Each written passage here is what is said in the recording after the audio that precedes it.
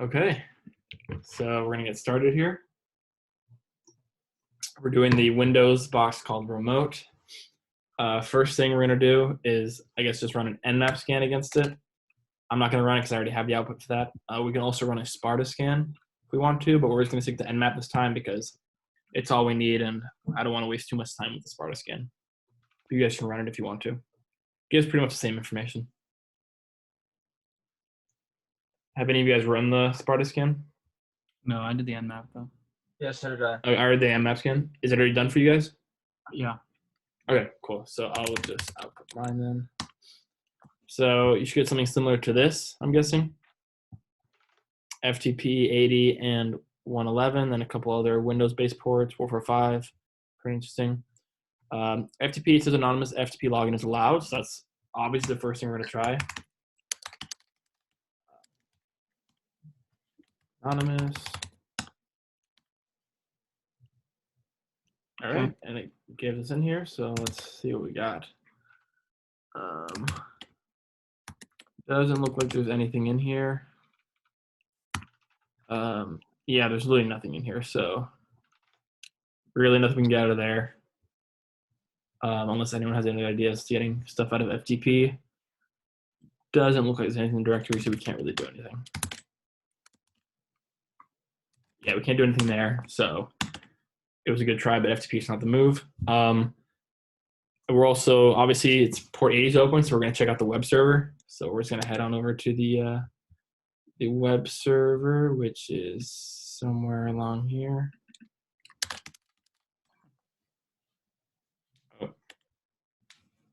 Oh, yeah, my proxy on. 1 second.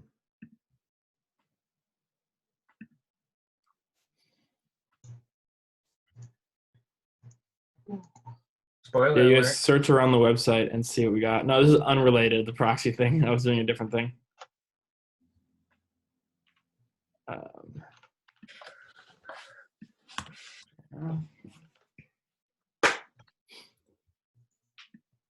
Okay, cool. So we see some website. Welcome to Acme. Allow me to use my name is Wiley. Boring stuff. Let's scroll through here. Call out anything you guys see that's interesting. Got some potential usernames of users. Username, that's good, that's good. What are the usernames? Well, there's people there, so we could, they could potentially be users. Yeah. Click on check out products. We got a biker jacket.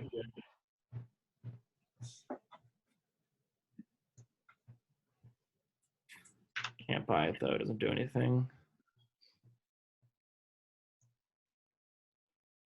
Let's do people, see if we got any people.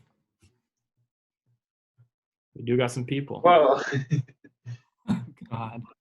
We got some names here. And these seem to link to actual Twitter accounts. That's pretty interesting. Let's go to the About Us here. Keep looking through. Creepy guys.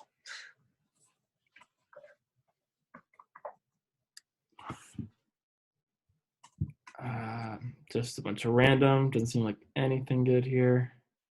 Let's check out Intranet, though. Looks pretty interesting. Let's see what they got there. Oh, it's nothing. Okay. Check out Contact.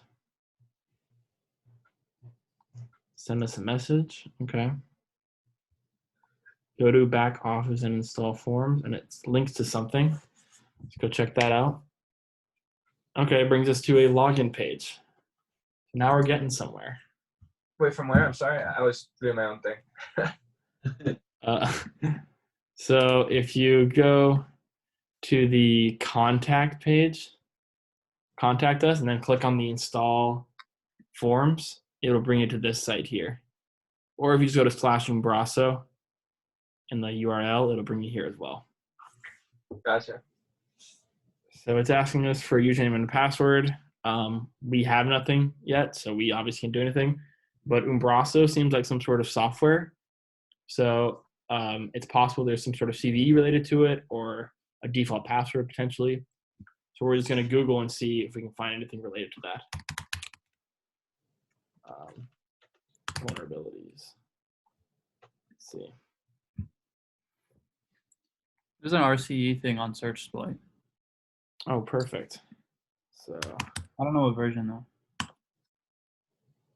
version 7.12.4. That's the one on search exploit.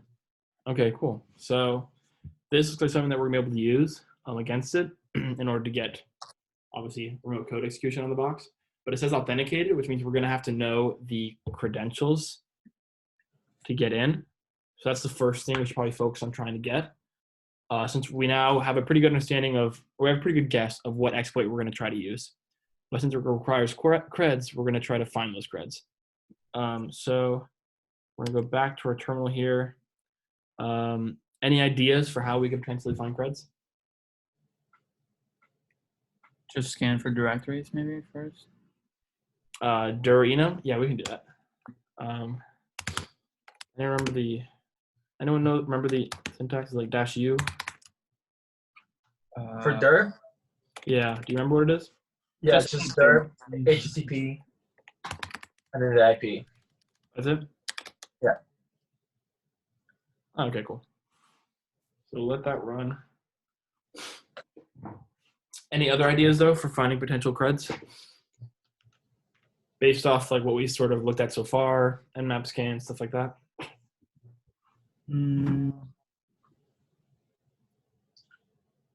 Let me look at the Nmap scan again.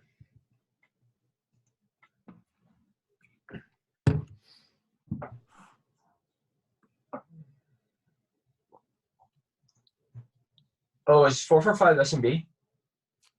It is SMB, yes. Can we see if there are any open shares? Yeah, Nmap seemed to it already tried and failed, but we can try it ourselves. Let me do a new tab here.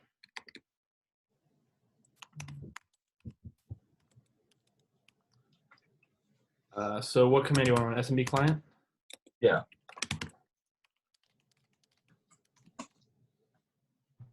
We don't know the password though, so we're just gonna do empty and hope we get something.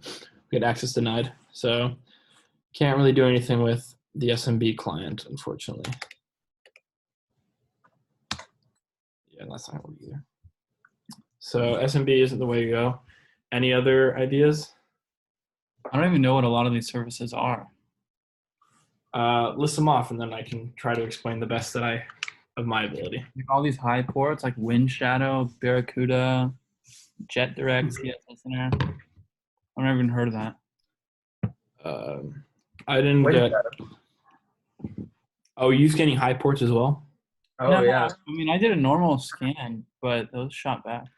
Like I didn't, Okay. I didn't specify anything. But What's RPC bind?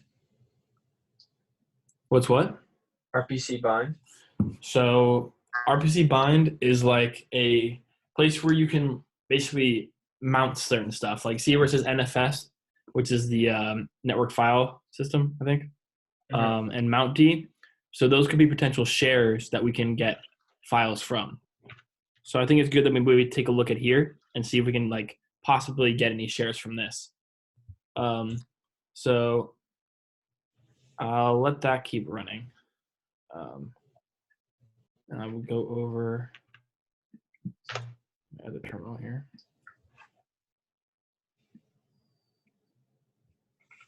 Oh, wait.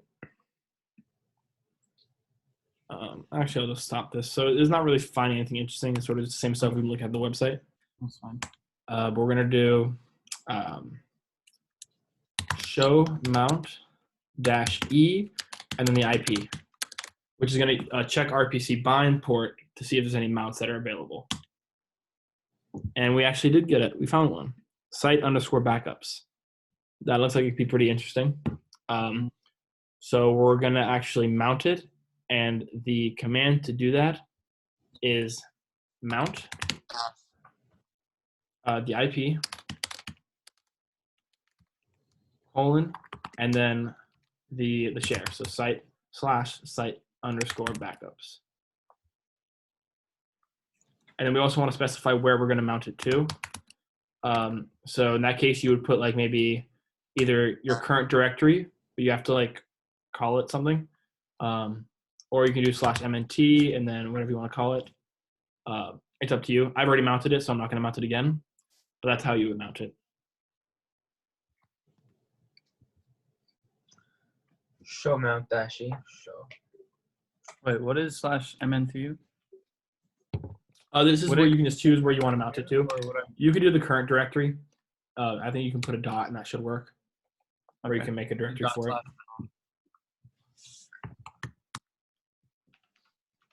Mount point does not exist.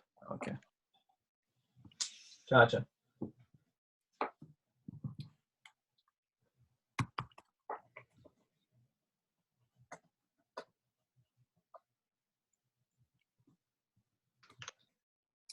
You guys able to get to this point? It's saying like bad option. For the Is show there supposed mount to be or a for the colon mount? after sites? Colon after? No. Or not? Sorry, a colon after the IP. Yeah. I was able to mount it actually. Oh wait, actually no, I was not. Oh, wait. No. I can try to mount it Let me again need just to see. Let me see. Oh, my site's been so slow. Okay, I'm gonna do.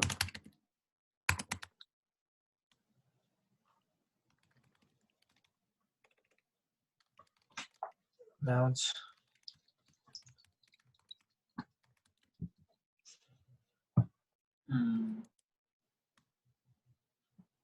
Yeah, it worked for me. Let me try it again.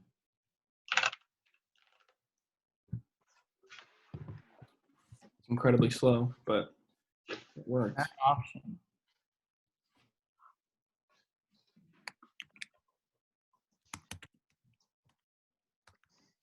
For several file systems, you might need a sbin/mount type helper program. I don't know what that means. What does it say? For several file systems, you might need a sbin/mount type helper program. Oh. Did you get it to work, Daniel? Mm-mm. Oh yeah? I'll just keep trying it then. Wait, it worked for you, Daniel? No, it did not. It did not. Oh.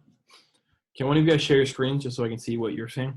Okay, it did work for me. So this is what you have to do. You have to create a directory and then mount it to that directory. So it can be in the Okay, yeah, current that's what I directory. did. So you have to create I made a directory called sites backup and then mounted it to that directory. Good. Oh, where? You Like, can go to wherever you want. I So I tried. put mine in my remote, you know, where I have like all my hack the box shit. I just put it there. Yeah, I did that. It didn't work though. I'll Share your stop sharing screen. for a second if you want to share yours. Sure. Marcus, were you able to do it? For some reason, I can't. The network settings are all messed up.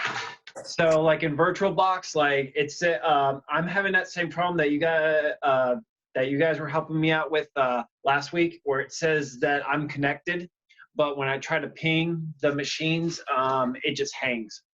Gotcha. That's weird. I have no idea why. Brandon, can you ping the IP?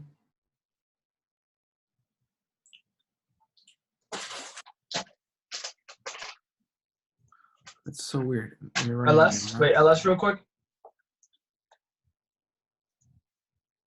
Okay, do the command again. Let me see. I want you to see you type it. Oh wait, it's because don't call it mount because it thinks you're calling.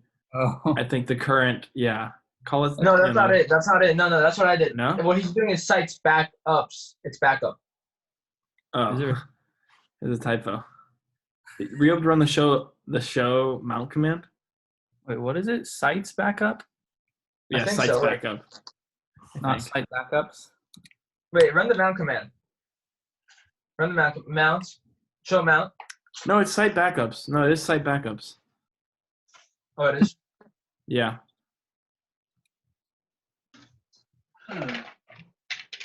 Run it again. Okay, try to rename the directory from mount. I don't know. Maybe it's getting confused. Like, yeah, delete and delete the mount one. Okay, now try it. Yeah, right. Yeah. What You on gotta earth? create a directory called test. I did. Did. Okay. Bad option. For several file systems, you might need an SBIN mount. Do which mount? Okay, I'm using the same one. Try Googling the error, I guess. All right. I'll stop sharing. Wait. When you have you tried doing show mount? No, what is that? Yeah, do? try show mount -e and then the IP. Yeah. Oh, I think you're missing a lot of commands. Do apt install. Yeah, try apt install show mount and then do apt install mount as well. Oh. Well,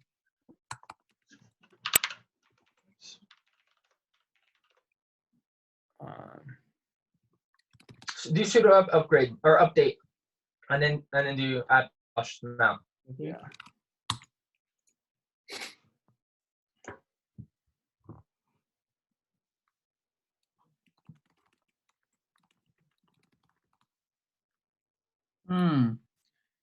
Let me see. what? It's just you need to upgrade them. 1,000 packages. That's gonna take forever. You don't want to do that. Yeah. How important is this? You don't need it because what we find from it, you can just straight up get just copy it from it. Okay. Oh, and do apt install nfs-common. NFS dash what? Common.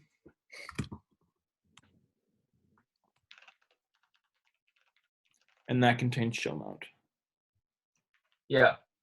I just looked it up too.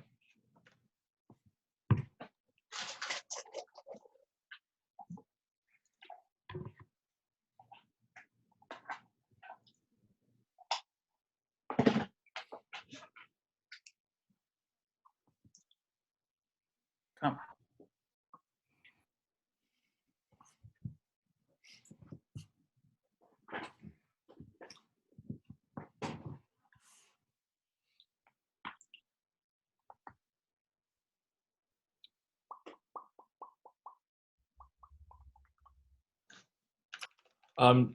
Daniel, what I want to start doing now is copying over all the files from your mount into another directory, because if not, it's going to be very slow traversing through all the directories in there. So just do a copy and then a star for everything in there and then into a new directory. Okay.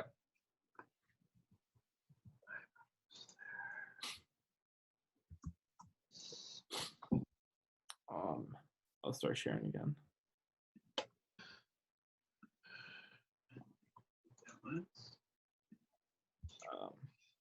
Okay.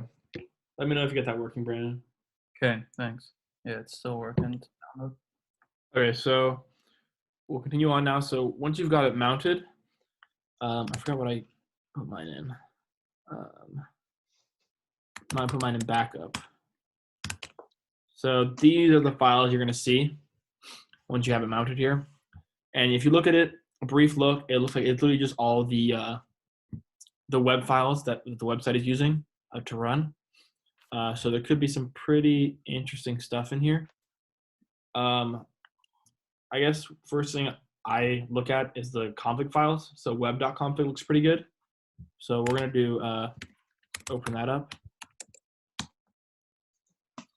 We get a lot of information here. We can see the version of Umbraso that it's have. So we know that it's vulnerable to the RCE that we looked at before. So we know that we're on the right track because it's vulnerable to 7.12.4. Let's see here.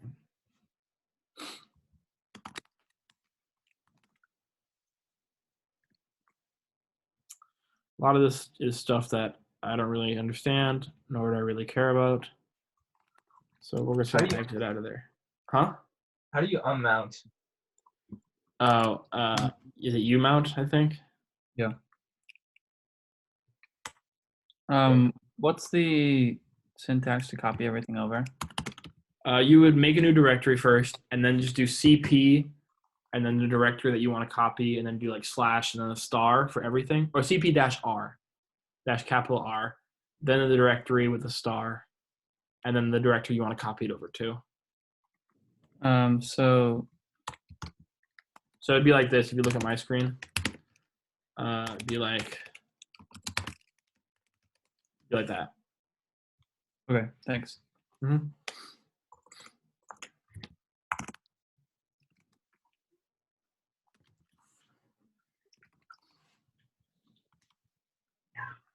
I think I'm almost there.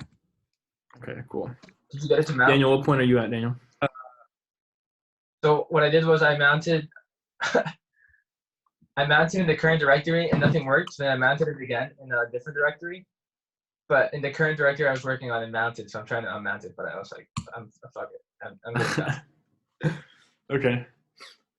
I think I'm copying now. I'm just making sure. I'm waiting for it to go through to see if it screwed it up. Okay, I'll give you guys a second. Thanks.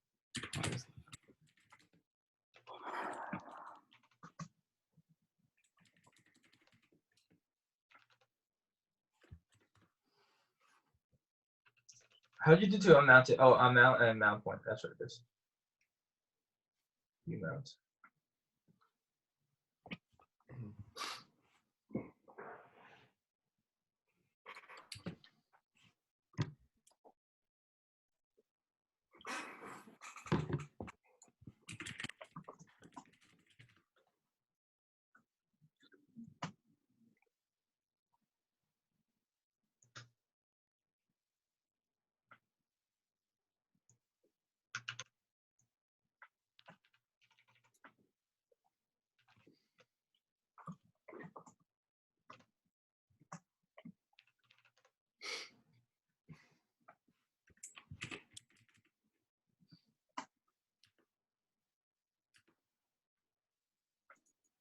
So what do you do after you mount it? Are you able to see all the files? Yeah. Are you able to make it quicker so it's not super slow traversing? You're going to want to copy all the files into another directory. Okay.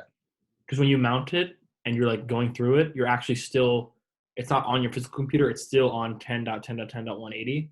And that's why it's going to be very slow to like go through each one. But if you copy it all over, it'll take like a minute or two. But once you have it all copied over, then you're good.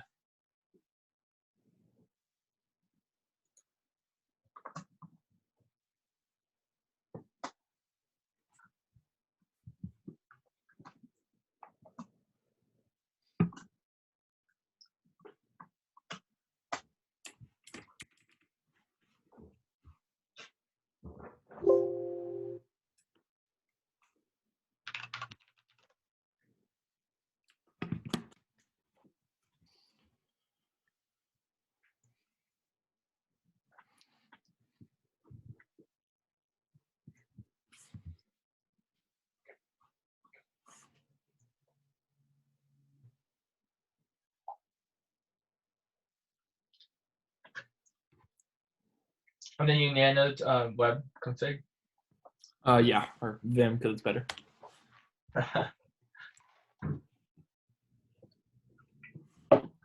You can search around there to see if you can find anything interesting. Password or anything like that.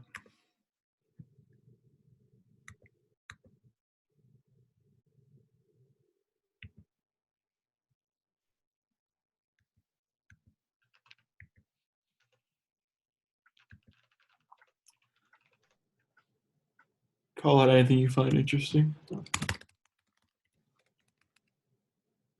Her branding though. I'm still waiting for it to finish.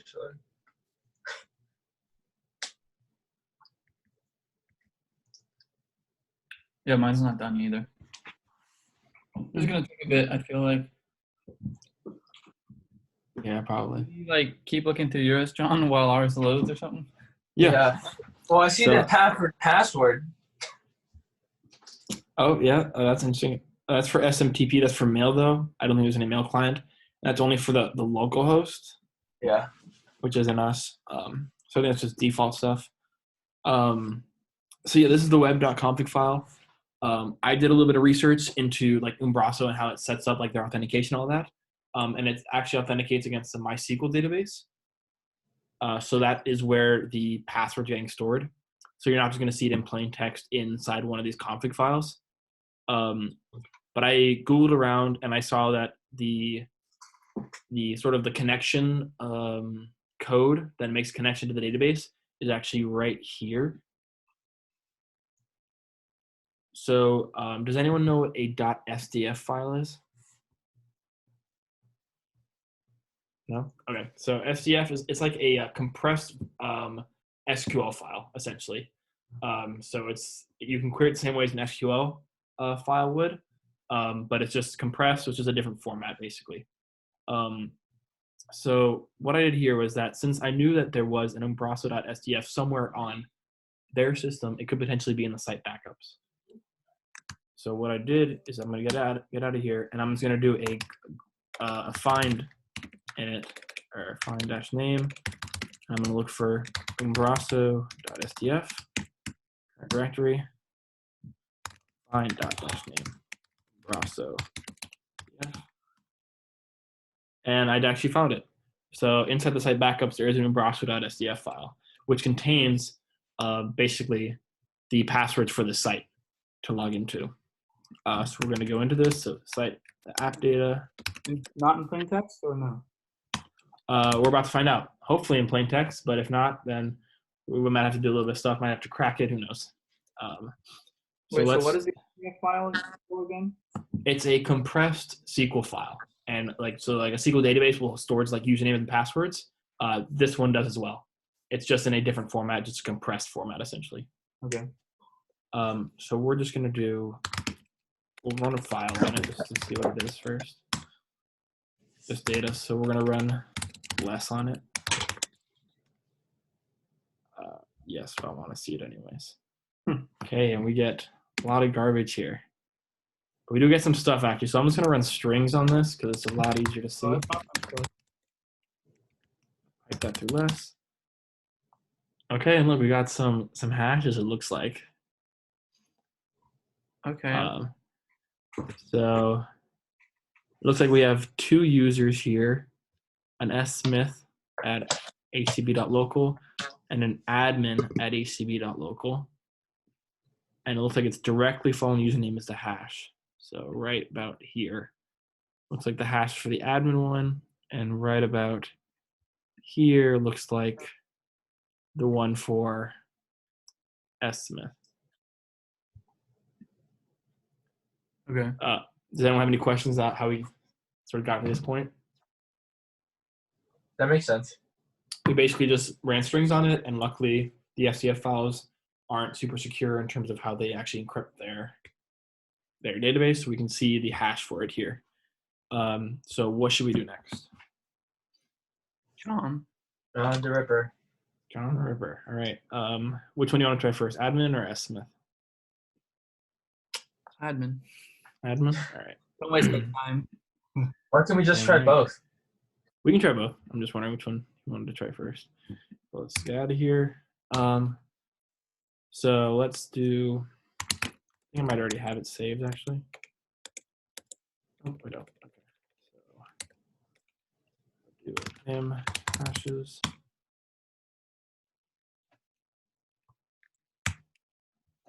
Paste it.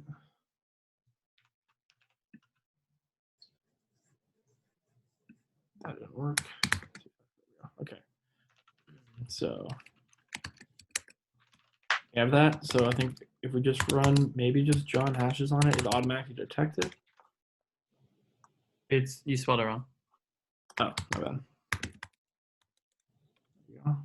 There we go. Okay, no passwords hash left to crack. So it looks like it might have cracked it.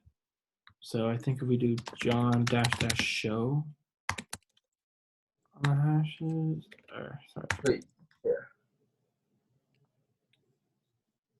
Yep. So it cracked it. Oh wow. And the password was bacon and cheese.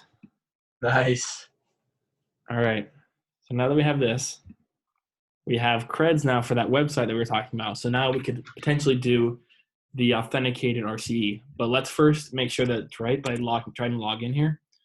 So admin.htb.local, and then paste in that, make sure it's there, bacon and cheese. Try to log in. And look at that, it worked. So we got into the developer panel or the backend panel as admin. So now we know these creds work. So now we're going to try to do the RCE. And I'm Any still questions so far? Are you still copying the files? Yeah, me too. You can probably control C it now. I feel like it's already gotten the .sdf file, which is all you need. Let's see. So you can check it. It's an app data, right? It was an app underscore data, yeah. Yeah, I got it. I did not get it, Rip. Yeah, Well, you it's see it. John's fault. He told you to control C. I did. I thought you were. How long were you running it for, Daniel? Probably about the same time. Huh. Well, anyway, like you got the password. Okay. Yeah, I'll wait for you guys to, test it out yourself and try to log in. I logged in.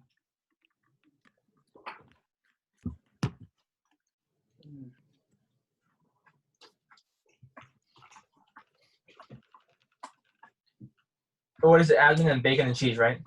Yeah. Admin@htb.local, and then bacon and cheese.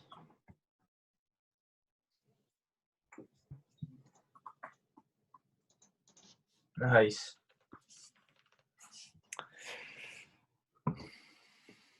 All right, everyone's good at this point? Mm-hmm. Okay, so now we're gonna go back to that RCE that you guys were talking about. Can you put the link in the chat? Or actually, I can't access it there anyway because I'm in a VM. Let me just Google it. So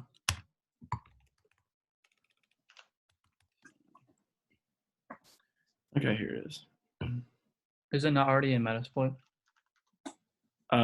Is it? We should check It's in that first. Searchable, Actually, yeah. It is already. If it's, I mean, it's in SearchSploit, right? So doesn't that mean that it's in Metasploit? Not necessarily, but it means you can import it into Metasploit. Right. Well, I'm starting it now. Okay.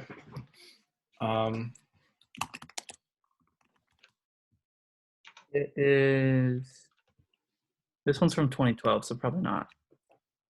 This one's from 2019. I think is what you want. Should we try importing or just do it your way? So I did a different way. I actually used a different exploit than this one. It's the same. It's attacking the same vulnerability, but it's actually just a lot easier to use. So when I look at browse RCE, I click on the second one, the GitHub one, and it's this one here. It's just a lot cleaner. It's just a Python exploit you can run, and I believe it says it's a better rewrite of the other one that we were just looking at. Because I tried the original one and it was so hard to get your payload like embedded in there. It was just That's what a ridiculous. lot of people have been saying, I think. They're like, Yeah. how do I do the payload, all this stuff? Yeah, this makes it way easier. Okay. It's also in SearchSploit. Yeah, that's what Yeah, I said. I think that's the exploit DB one, which is a little bit harder to get. Yeah. But if you want to try that and let me know how it works. I do not. Yeah. So yeah, I would download this, just do a git clone on that, and then let me know when you guys have it in your directories.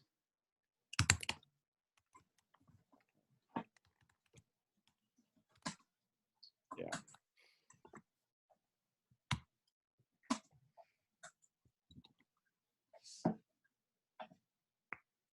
Who is the author? The author was Or I think. Noraj, Noraj. Okay, never mind. Why is this not working?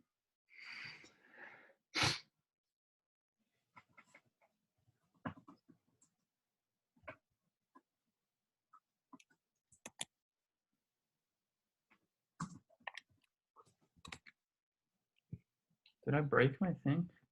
I can't even LS right now.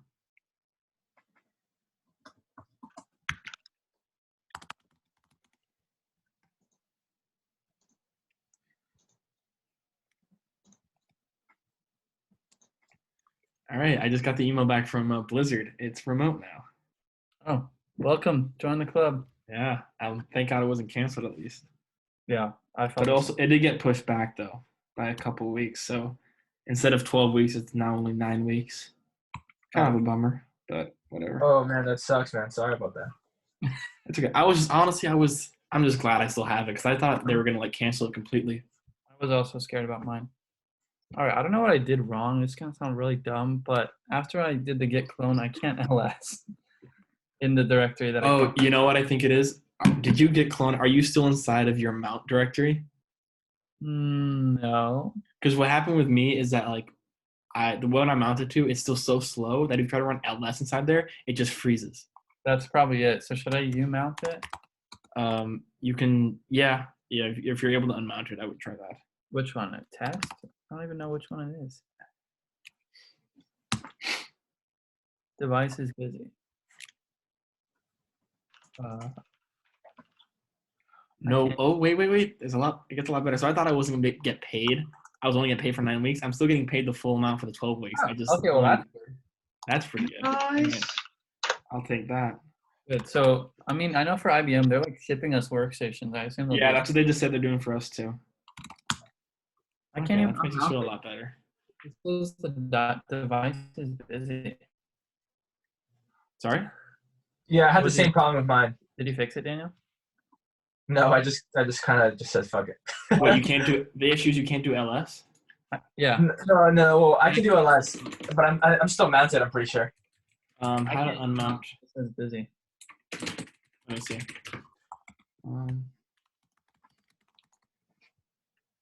This reminds me of OS.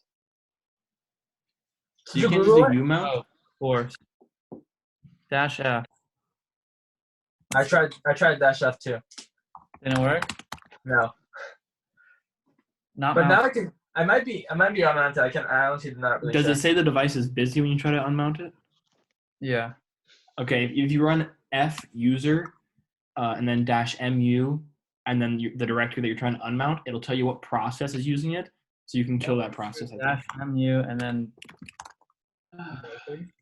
If you look at my screen, it's f user -mu and then your directory that you're trying to unmount. Give me nothing. Didn't give you anything? I mean, it's just like idling. Oh. And umount def f doesn't do it? Correct. This device is busy. Okay, use umount -l instead of -f this time. Dash L. What is According to that? people, it says if umount -f still doesn't work, -l should work. It's gonna kill it, bro. Oh, it worked. Okay, yeah, do umount -l. Yeah. Well, I wonder what L does. That's like the super kill. It says it's called the lazy unmount, so maybe it hasn't fully unmounted it. It's just gonna take a while. Yeah, that's. I don't care right now though. Yeah. All Okay, right. so can you run ls now? Yeah, I got the RCE, I think. Yeah, I got the exploit. Daniel, My how are you? export says start and then end and then that's it. You download one from GitHub? I use search exploit. Oh, well, there you go. I tried to use that one, and it's like, yeah, I would not recommend it. Just The start. Python one from search exploit. No, I would recommend using the Python one from GitHub. Okay. I'll wait for you. So do we need to change the options in the Python file? We do not. Not No. using. We don't need to change anything in the Python file, thankfully. Beautiful. So we just need to know the options. Yeah, and if you look on the GitHub README, it just tells you pretty plain and simple. Smart man. Yep. Wait, So let me see before, what- I guess while Daniel's doing that, I'll explain what this exploit does, because I think it's always good to actually understand what it's doing, and you're not just like doing a script coding thing, just pulling it off the internet. So Umbraso is like a sort of website management software for the most part. And so if we go actually to the website here, after we logged in, not there. here. It has a bunch of options like developer settings, stuff like that. The exploit is in the fact. So does anyone know what an XSLT file is? Extra small, lazy terrain. That's exactly what it is, actually. Oh. So it's basically it's like XML, but not really, because it lets you convert XML to other formats. Essentially, that's the purpose of an XSLT file, is to convert XML that you give it, an XML file you give it, and then you put in the XSLT how you want to transform that XML file, and then once you run that against the XML file, it'll transform it in that way. So XSLT has like a bunch of features, and one of those features is that you can actually run like actual code in the XSLT file, like JavaScript and like a bunch of other ones, and even C++. So if you have that feature to allow you to run code, if we are able to create an XSLT file, like you actually have the option to do here, you can create a new one, and we put in our code that, and we put like our C++ code in it, right? And then it gets run. It's getting run by the Windows machine, and we can actually have it execute our code. That's a feature of XSLT because you might need code in order to transform the XML file in some way, but we're abusing it to actually get a shell on the computer. So that's what the exploit is actually doing. So if we actually do like open it up in Vim, we can see here, this is the payload. This is the XSLT file. Specifically, right, it starts right here. So it looks very similar to XML, but it's a little bit different. And you can even see here that the payload and stuff like that. So that's where you're able to put it in. So that's basically what it's doing. It's uploading a new XSLT file that has our malicious code, and that's being run by the Windows computer, and then we're able to basically get any sort of execution on the server that we want. That makes sense? Mm-hmm. Cool. Daniel, were you able to download it? Yeah, I'm putting the password in -p. Okay, cool. So I'm gonna hop over here because this is where I have mine set up. PowerShell. So what we're actually gonna do here. Oh, wait. Yeah, so I'm gonna start off with just a basic command. I'm just gonna do ls to make sure that it actually is working. So you can see I specified the username and password that we found in the SDF file, the IP obviously, and then it's gonna pull up a PowerShell process and then run the following command that I give it. In our case, it's gonna be ls. Give that a go, and you can see I get an output. Was everyone able to get to this point? I'm typing that now. Very cool. No. You use Python 3, right? I used Python 3, yes. This is the command I used. Can you go back to the command, please? Yeah.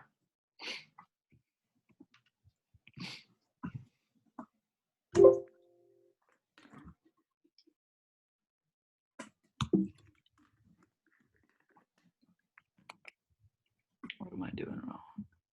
What do you get? What is your error? This is like no password or something like that? No, I had a problem with quotation marks. Uh. I'm waiting on it now. I think it might be just going really slow.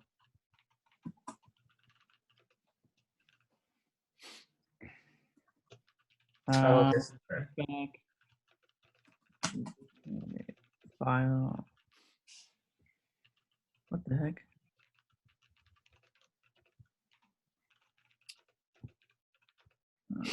Object is not subscriptable. Oh. I put bacon and eggs instead of bacon and cheese.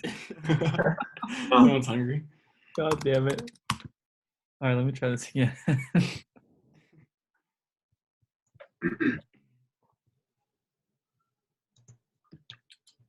All right, I got it. Okay. Except mine is like double spaced, and so it takes up so much more room. Okay, so once we have this now, we have command execution on here.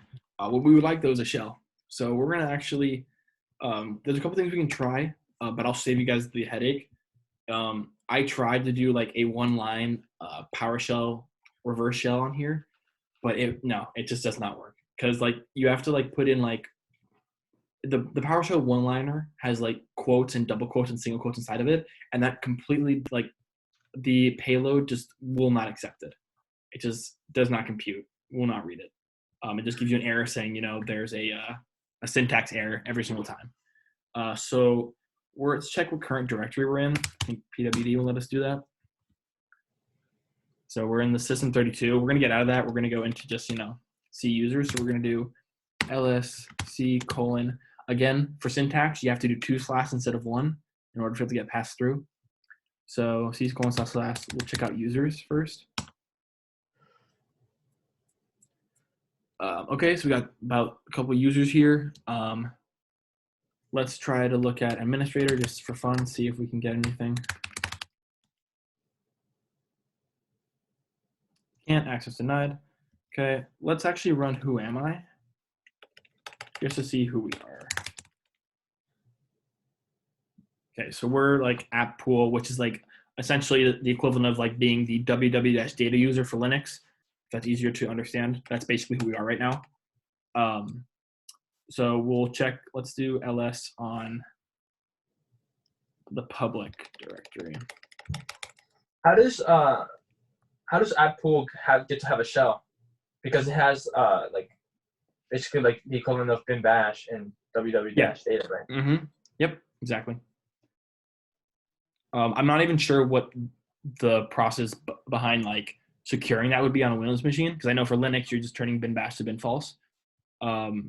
I don't know how you do it on Windows. I'm sure there is a way, but obviously this site is not is vulnerable to that.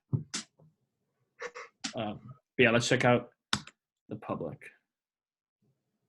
Okay, you see there actually is a user.txt. So theoretically we could just run more on that and get the flag, but I want to get a shell first before we can actually do that. So another interesting thing, what's another interesting thing here that we see in this output? There's that netcat.exe. There is that netcat.exe. Do you guys see that as well on yours? Yeah. Okay, beautiful. So we're going to do a netcat shell because that's a lot easier and simpler than trying to do a PowerShell one-liner. I don't have netcat.exe. Oh, you don't have that? No.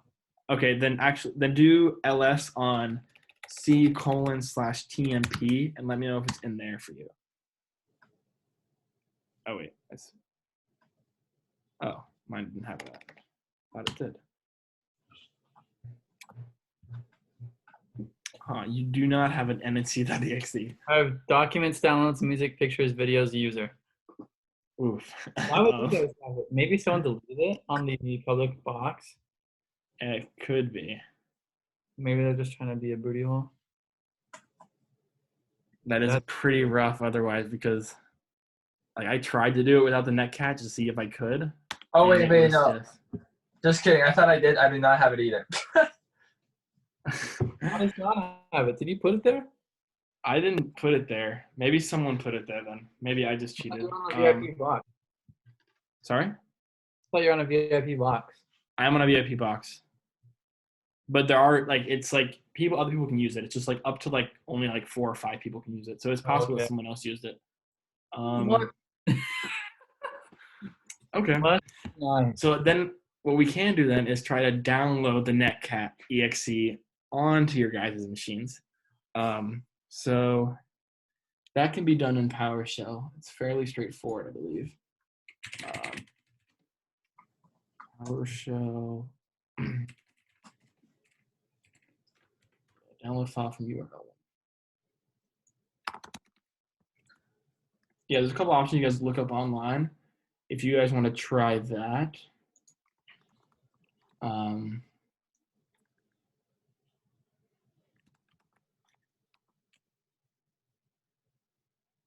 Yeah, like here, I'll put this link in the Slack that you guys can use. I just Google this right now, and hopefully it'll work. I'm scared that it's going to give you syntax errors like it was giving me when I was trying to do it without netcat. But we'll give it a shot and see.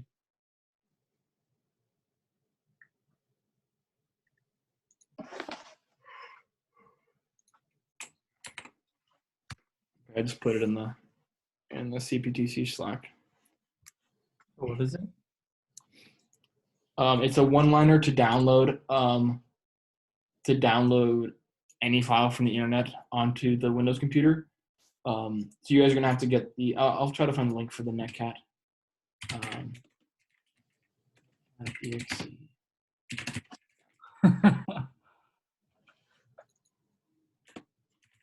I can't even copy this because it's in a different. It's in my. I'm in my VM. You're gonna have to write it.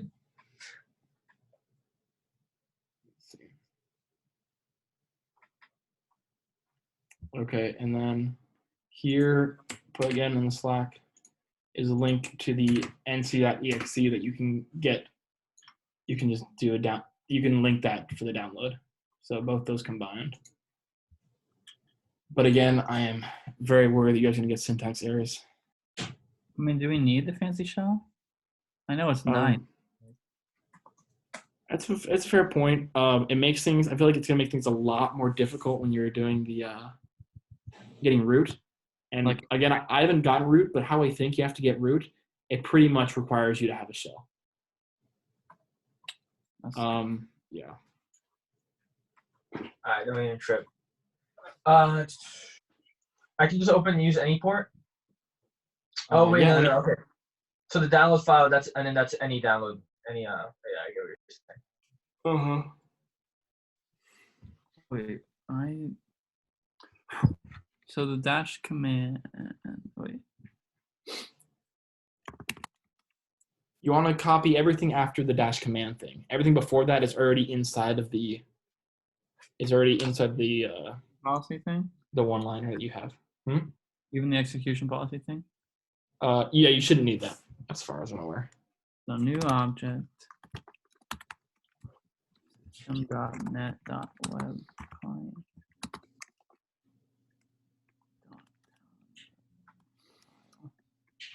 And then we just changed the HTTP thing. Yep. To And GitHub. where we And then you also want to change the directory after it, the file location. You want to save it to obviously a different file location. So do I just split it and put that GitHub link, or do I need to? No, you need to do the exact link is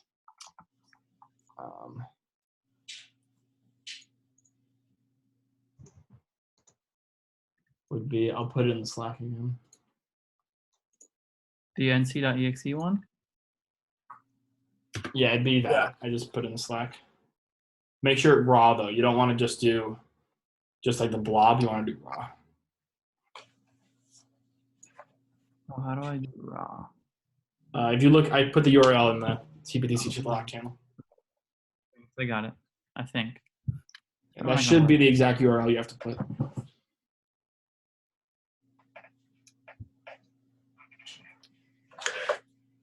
See what happens? Did you get it yet, Daniel? No, I'm still trying.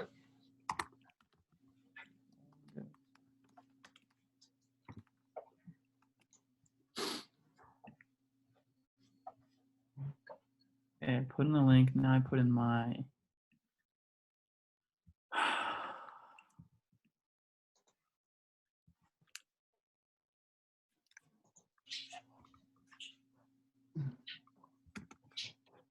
C.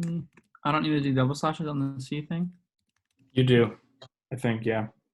You will have to edit that one-liner, I think, because if not, it'll give you like definite syntax errors. I'm doing. You I'm have to doing like escape it out. users, public, and that's it, right? User/public. See, yeah, give it a shot. I fucked up somewhere. I don't know where. Shouldn't we do like nc.exe because that's what they have on here. Sorry. Like on here, they Yeah. have. Put nc.exe. Yeah. Sorry. Okay.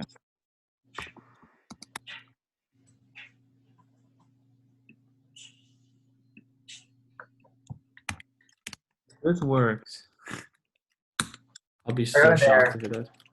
Error parsing the XSLT system. Same exact thing. Unrecognized escape sequence. Yeah. Are all of your slashes like double slashed or escaped? Yeah. Well, Um, okay. What about HTTP? What about the forward slash in HTTP? You see, I don't know. This is where I spent like hours trying to get getting to get like, quotes and double quotes to get into the payload, and it was not having it. don't give up so easily.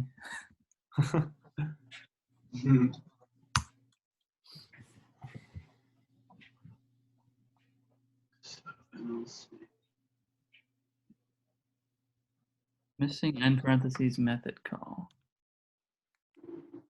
Well, I got a different error. That's good.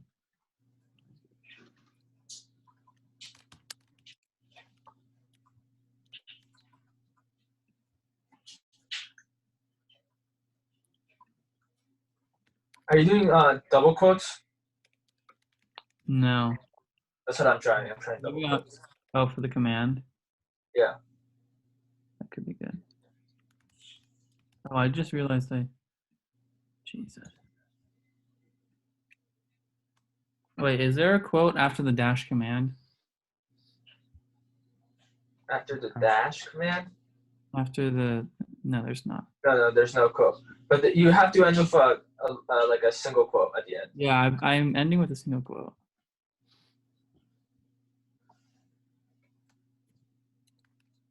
But you're saying you're trying to double quote.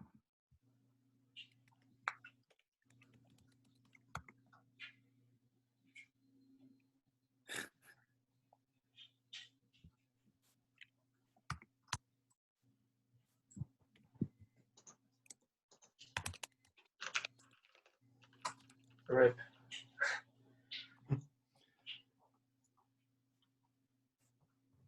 Mm. Can't you just do netcat.exe? It's not installed by default. Unfortunately.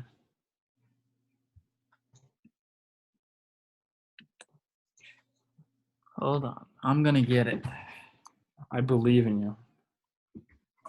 I'm getting different error, at least. That's good. Maybe. Is the error going forward or going backwards? I think it's saying like it's expecting the download file to end after the first link, and it doesn't know what to do with. I don't even know. I'm gonna stop talking. Damn, your output's giving you that much information. Yeah, I'm getting like missing argument in parameter list, unexpected token, missing parentheses in method call, missing end parentheses specifically.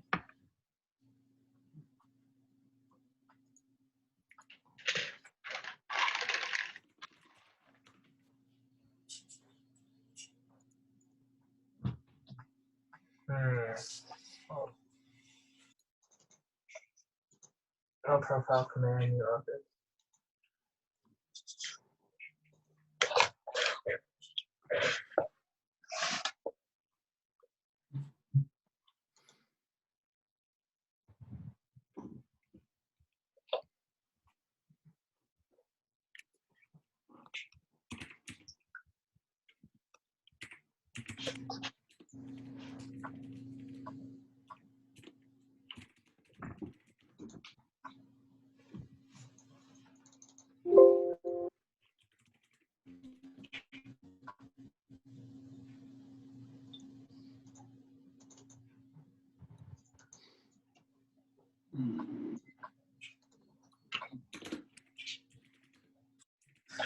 Huh.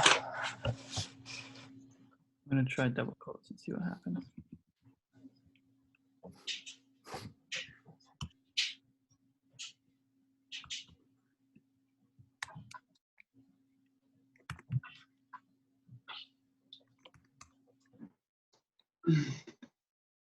If not, we just move on.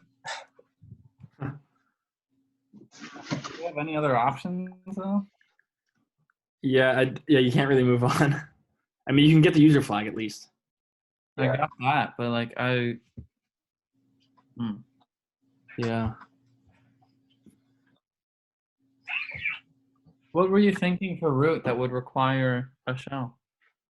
It's sort of what I'm doing right now. So like I think for root you have to transfer over a file, and if you can transfer over a file, you should be able to get a shell. It's the same sort of syntax issue you run into. Because I had to transfer over the file that I'm looking at right now. But if you're able to do that without needing a shell, then go for it. But I think you would need a shell because you face the same issue. You know what I mean? Just like netcat stuff, right? that you're probably Yeah. hmm using. Look at the forum.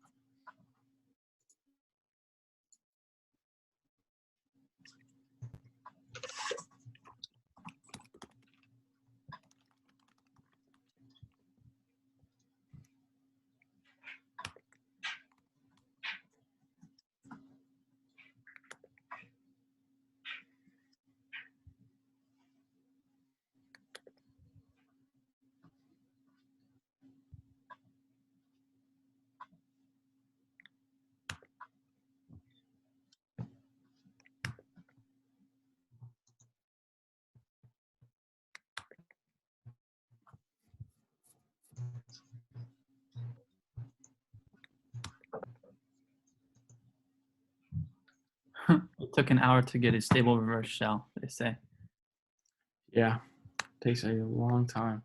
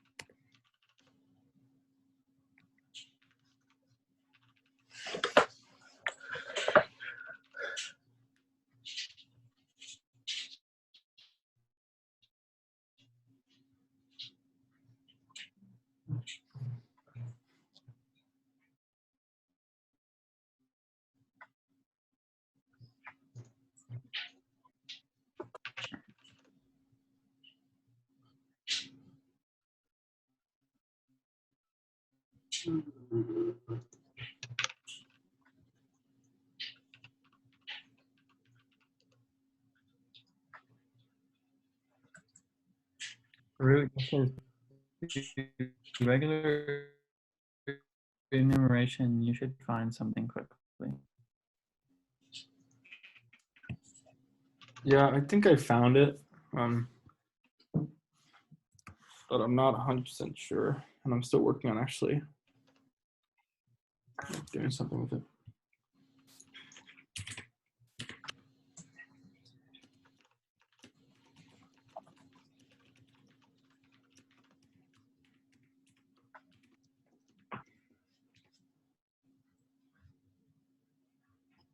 Who was that talking? I couldn't understand. It was John.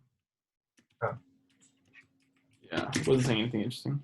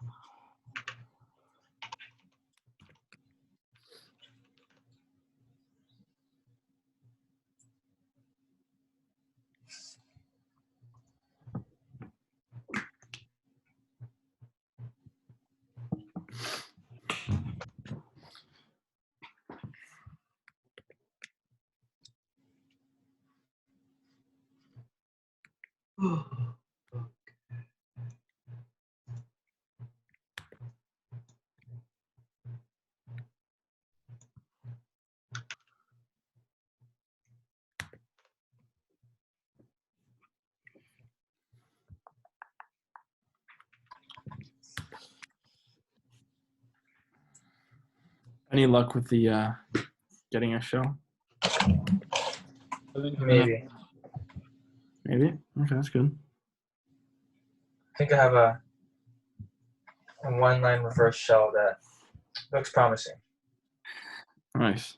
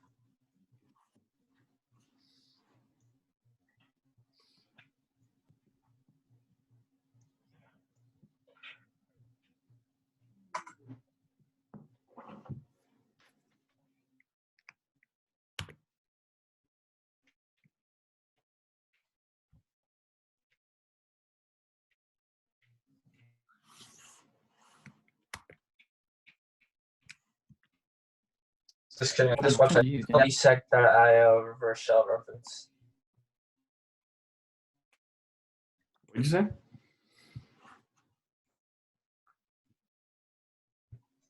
I found some GitHub thing. I'm gonna try it now. I found a GitHub thing. I'm gonna try it now. Okay.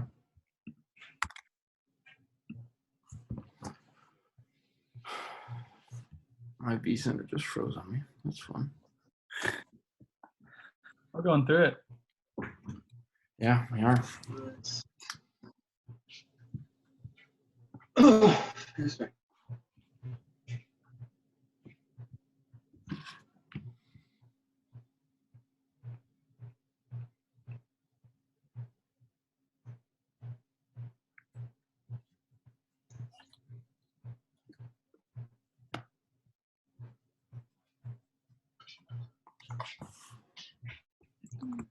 Oh, it just completely froze.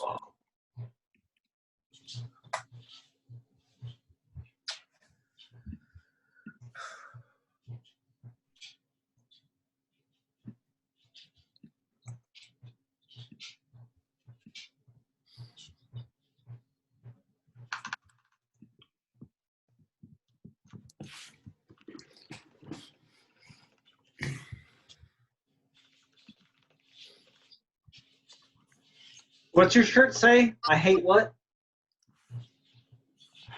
I hate running. Yes, same here. Wait, now read the bottom part. Said no one ever. There you go.